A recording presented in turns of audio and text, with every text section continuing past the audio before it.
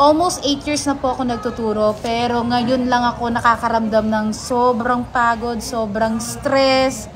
Kung alam ko lang, di na ako nag-teacher. Kung alam ko lang, nag-engineer na lang ako. Tapos pumasok na lang ako ng DPWH. Naging contractor na lang sana ako. Ay, mayaman na sana ako ngayon. Nakakapagod, nakaka-stress. Tapos, ang laki pa ng tax na kinakalta sa sahod namin. Kung alam ko lang, nag-engineer na lang sana ako. Nag-contractor na lang sana ako. Siguro meron ako Chanel na mga bags, Louis Vuitton na bags. Sis, nagrarant ako dito, sis. Sabi ko, sa loob, ayan, si Kaporky, ayan. Hello po.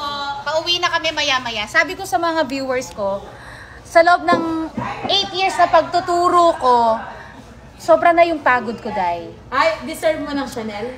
Oo, kasi sabi ko, kung alam ko lang, Day, nag-engineer na lang ako, nag-contractor na lang ako, nag-DPWH na lang ako. So, sis, no. meron na sana tayo mga Rolls Royce, sports car. Ako hindi ako papayag na gano'n. Naniniwala ako na ikaw ay may babuting puso, sis. No? At hindi mo kayang gawin yung gano'n.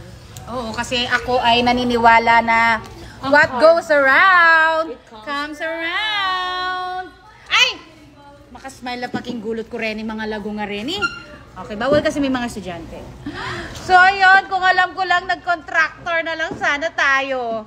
Pwede pa naman, sis. Pwede pa naman, habol tayo mag-contractor. Ay, ayoko. Nasa magandang, Ayaw nila mag-contractor. Wala lang, joke lang to ha.